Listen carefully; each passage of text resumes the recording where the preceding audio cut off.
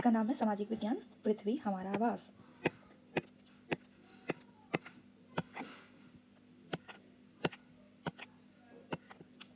इसकी विषय सूची देखने पे पता चलता है कि इस किताब की शुरुआत सौर मंडल में पृथ्वी से शुरू होती है, फिर ग्लोब, अक्षांश एवं देशांतर, पृथ्वी की गतियाँ, मानचित्र, पृथ्वी के प्रमुख परिमंडल, पृथ्वी के प्रमुख स्थल रूप, हमारा देश भारत जलवायु, वनस्पति तथा वन्य प्राणी होते हुए समाप्त हो जाती है।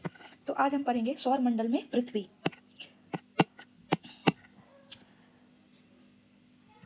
तो सौर मंडल में पृथ्वी में जो इम्पोर्टेंट पॉइंट है वो भी हम देखेंगे और लाइन बाय लाइन पढ़ते जाएंगे, और जो बातें मुख्य रूप से इम्पोर्टेंट होगी उस पर अधिक चर्चा की जाएगी। तो बच्चों शुरू करते हैं। इसमें से कोई भी महत्वपूर्ण बातें नहीं छूटेंगी अगर आप ध्यान देंगे तो है सौर मंडल में पृथ्वी। हमारा जो सोलर सिस्टम है, जो सौर मंडल है, उसमें पृथ्वी का अस्तित्व कहाँ है, और सौर मंडल क्या होता है, पृथ्वी क्या है, और सौर मंडल में हमारी पृथ्वी कहाँ एग्जिस्ट करती है, पृथ्वी क्या है, ये सब हम सारी चीज़ें देखेंगे। तो आओ बच्चों शुरू करते हैं। ये देखो, ये जो है सोलर सिस्टम का पिक्चर बना हुआ है फर्स्ट पेज पे। ये हम देखते हैं कि सोलर सिस्टम का ये ड्राइंग बना हुआ है, और क्लास 6 में अगर आप लोग हैं तो इस सोलर सिस्टम का आप लोग पिक्चर बना के प्रैक्टिस कर लीजिए। मतलब अगर आप क्लास 6 में हैं या उससे बड़ी क्लास में, या जिस भी, अगर आप स्टूडेंट हैं तो आपको सोलर सिस्टम तो बनाने आना ही चाहिए। हम लोग भी इसकी ड्राइंग बनाया करते थे स्कूल में, तो ये बहुत इंपॉर्टेंट होता है और इंटरेस्टिंग भी। तो आइए देखते हैं। सूर्यास्त के बाद आकाश को देखना कितना अच्छा लगता है, सही बात है। आसमान में पहले 1 या 2 चमकते बिंदु ही दिखते हैं, लेकिन बाद में इसकी संख्या बढ़ती जाती है। जो रात हो जाती है तो हम आकाश को देखते हैं तो उसमें क्या दिखते हैं, शाम अगर होती है तो 1-2 तारे दिखते हैं। फिर जब रात हो जाती है तो टिम टिम टिम टिम टिम टिम बहुत सारे तारे दिखने लगते हैं, जिसकी हम लोग गणना भी नहीं कर सकते हैं। तो कभी आश्चर्य होता होगा कि ये क्यों इतनी सारी आकाश में छोटी छोटी चमकदार वस्तु है क्या, और ये इतने चमकीले और धुंधले क्यों हैं। ऐसा प्रतीत होता है मानो आकाश में हीरे जरे हों, है ना। तो इनमें से कुछ टिमटिमाते दिखते हैं, लेकिन आप अगर ध्यान से देखेंगे तो पाएंगे कि इनमें से कुछ की टिमटिमाहट अन्य से अलग है। कोई लाल चमकता है, कोई पीला चमकता है, कोई ब्लू चमकता है। सभी कलर, मतलब अलग अलग कलर के अलग अलग कलर आपको दिखेंगे, है ना। कोई ज़्यादा रेड दिखता है, इस टाइप से अगर आप देखिएगा तो। खैर आजकल बहुत प्रदूषण हो गया है तो तारे तो नहीं दिखते, लेकिन फिर भी इन चमकीली वस्तुओं के साथ आप लगभग प्रतिदिन चंद्रमा को भी देखते हैं। हाँ बिल्कुल, ये अलग अलग समय पर अलग अलग आकार का दिखता है। हाँ, आप हर दिन चंद्रमा को देखेंगे तो अलग अलग दिखाई पड़ेगा। एक दिन वो पूरा दिखता है तो उसको पता है क्या कहते हैं, उसको पूर्णिमा कहते हैं। मम्मी लोग बोलती होगी ना घर में कि आज पूर्णिमा है, आज ये पूर्णिमा को पूजा दी जाती है, एक मतलब कहीं कहीं पे तो अगर बोलती होंगी आज पूर्णिमा है, आज नहा धो लो, तो वही है पूर्णिमा, उससे हमारी आस्था जुड़ी हुई है। तो अगर आप पूर्ण चंद्रमा को देखते हैं पूरा गोल, तो वो पूर्णिमा के दिन दिखते हैं, और हर दिन उसका आकार घटता बढ़ता रहेगा, एक समान वो रोज नहीं दिखता है ना। तो यही बात है। तो पूर्ण चंद्रमा वाली रात पूर्णिमा कहलाती है ना।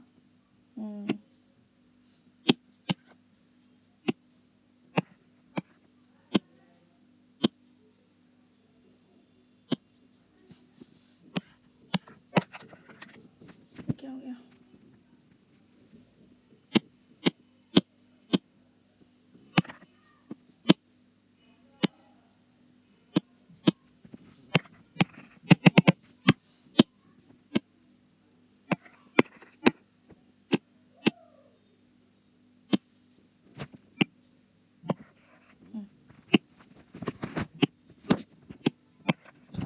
और जिस दिन चंद्रमा नहीं दिखता है, एकदम अंधेरा दिखता है, तो वो होता है अमावस्या।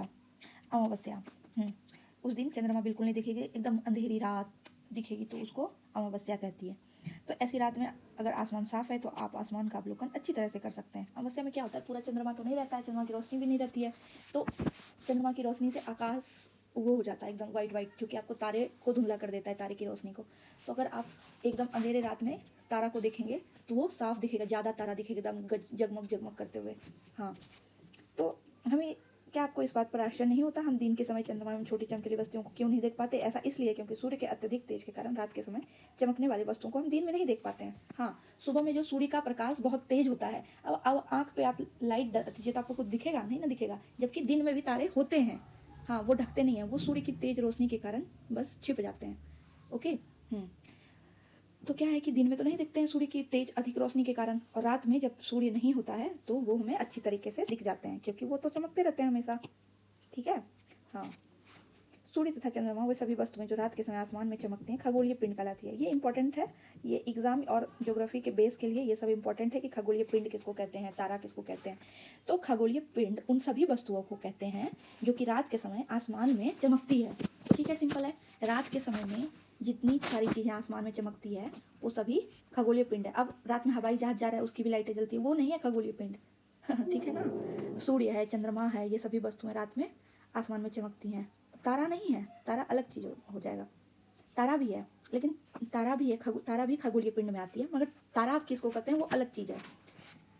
कुछ खगोलीय पिंड बड़े आकार वाले तथा गर्म होते हैं, ये गैसों से बने होते हैं।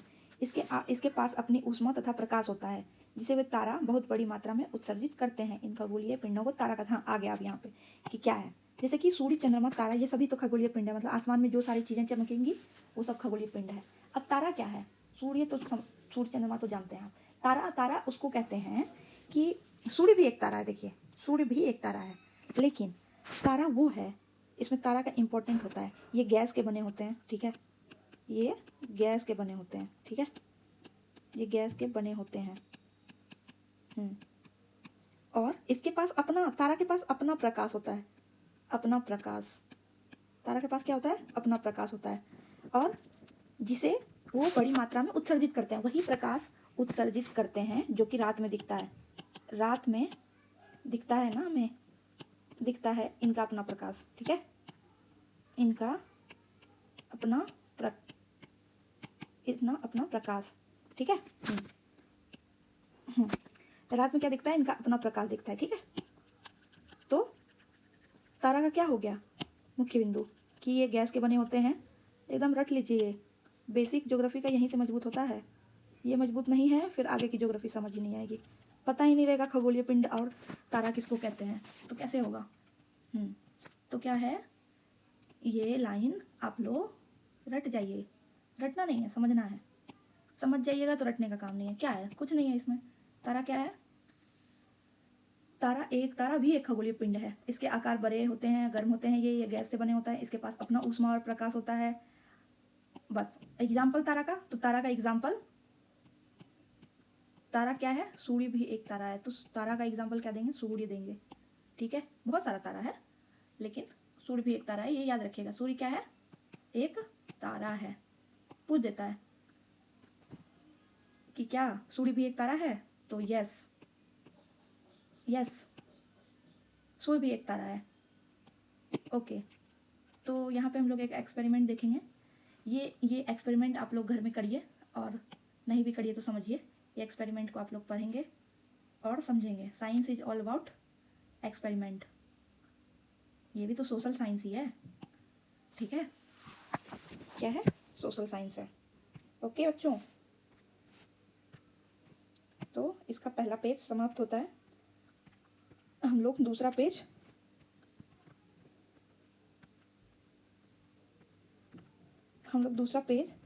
दूसरे क्लास में करेंगे। ओके बच्चों? नहीं, एक ही साथ कर दें।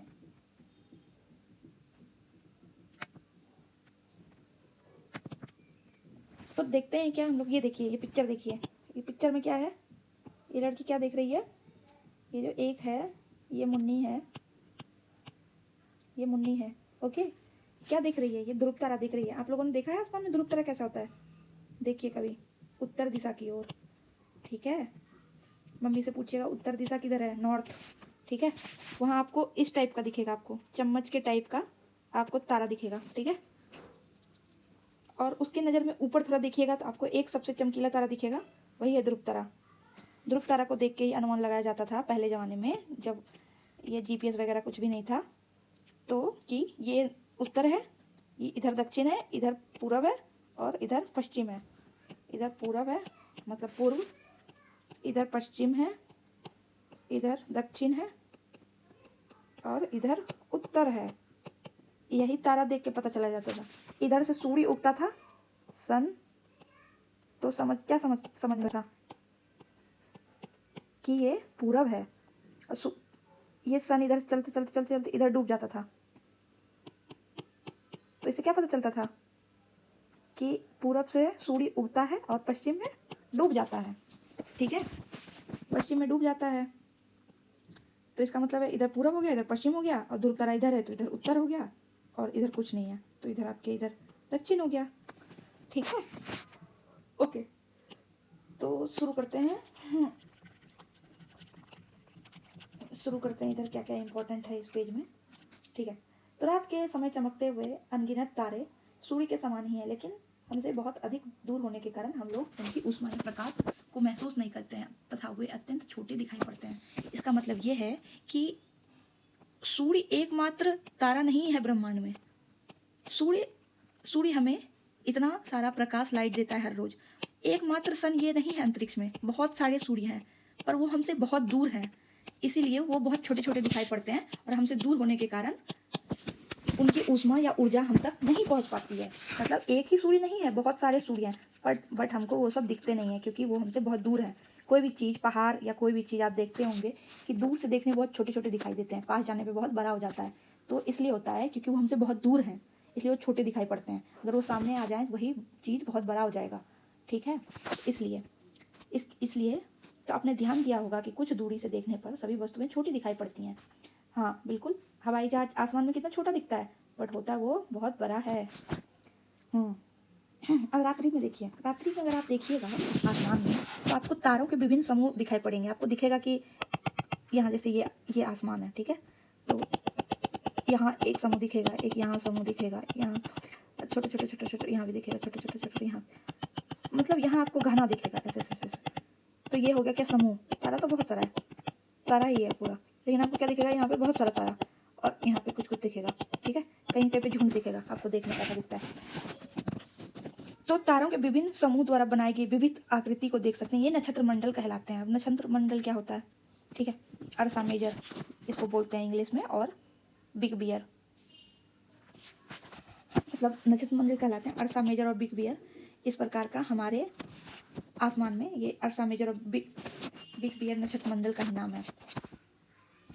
ठीक है, इसी प्रकार का एक नक्षत्र मंडल है, बहुत आसानी से पहचान में आने वाला नक्षत्र मंडल है सप्तऋषि, 7 ऋषि इसको इसलिए बोलते हैं क्योंकि ये झुंड में होते हैं, इसी को सप्तऋषि कहते हैं। इधर देखिए, इधर 1 2 3 4 5 6 7 है ना, ये 2 बना हुआ है, 1 2 3 5 6 7 है ना, सब 7 है। बोला प्राचीन ग्रंथों में या प्राचीन काल से बोला आता रहा है कि ये 7 एक ऋषि थे, तो इसलिए इनको सप्तऋषि बोलते हैं, मतलब ऐसा माइथोलॉजी में कहा गया है।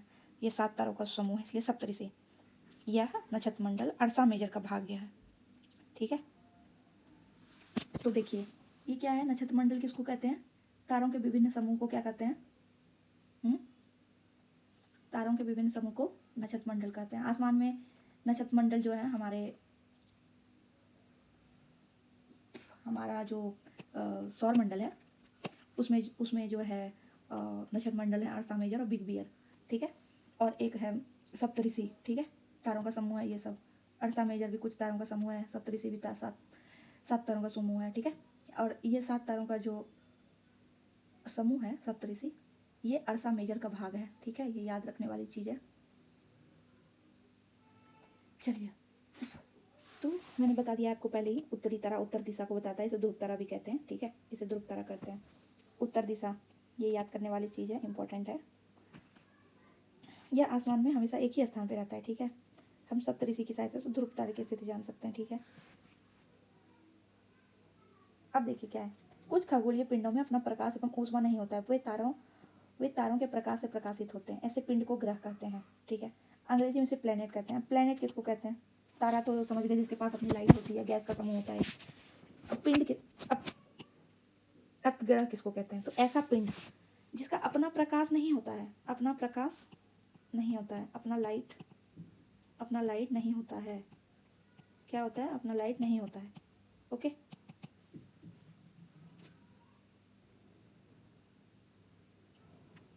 2 पेज आज करेंगे, फिर समाप्त करेंगे, फिर पूरा कभी और करेंगे। तो ऐसे पिंड क्या होते हैं? ग्रह कहलाते हैं। ठीक है। ग्रीक भाषा के प्लेनेटाई, ग्रीक भाषा के प्लेनेटाई से ये शब्द बना है, जिसका अर्थ होता है परिभ्रमक, अर्थात चारों ओर घूमने वाला। अब देखिए, पृथ्वी जिस पर हम रहते हैं यह एक ग्रह है। पृथ्वी के पास अपनी तो कोई लाइट नहीं है, इस पे तो लाइट आती है सूर्य से और रात में चंद्रमा से। तो अपना संपूर्ण प्रकाश एवं ऊष्मा सूर्य से प्राप्त करती है। ठीक है। ये जो है इसका लाइट और हीट कहाँ से आता है? इस पे सूर्य से, जो पृथ्वी के सबसे नज़दीक का तारा है। पृथ्वी के सबसे नज़दीक का तारा है सूर्य। पृथ्वी के सबसे नज़दीक का तारा सूर्य है। और इससे क्या आता है? इससे आता है हीट एंड लाइट, ऊष्मा और प्रकाश। पृथ्वी को बहुत अधिक दूरी से, जैसे चंद्रमा से देखने पर ये चंद्रमा की तरह चमकती हुई प्रतीत होती है। ठीक है। चंद्रमा से देखेंगे पृथ्वी को तो ये चंद्रमा की तरह ही चमकती हुई प्रतीत होती है। ओके बच्चों, ओके बच्चों। और नेक्स्ट, इसी का जो नेक्स्ट पेज है वो हम लोग कंप्लीट करेंगे अगले वीडियो में। ठीक है बच्चों। तब हम लोग पढ़ेंगे सौरमंडल क्या होता है, अभी हम लोगों ने जाना। ग्रह क्या होता है, तारा क्या होता है, ठीक है, नक्षत्र मंडल क्या होते हैं। तो आज के लिए इतना ही। पूर्णिमा अमावस्या क्या होती है, इसके बाद हम लोग क्या पढ़ेंगे? इसके बाद हम लोग जानेंगे सौरमंडल, बहुत इंटरेस्टिंग होने वाला है सौरमंडल। सौरमंडल बहुत इंटरेस्टिंग है, अच्छे से पढ़िएगा। उसके बाद सूर्य, ग्रह, फिर पृथ्वी, चंद्रमा, क्षुद्र ग्रह पढ़ेंगे, उल्कापिंड पढ़ेंगे।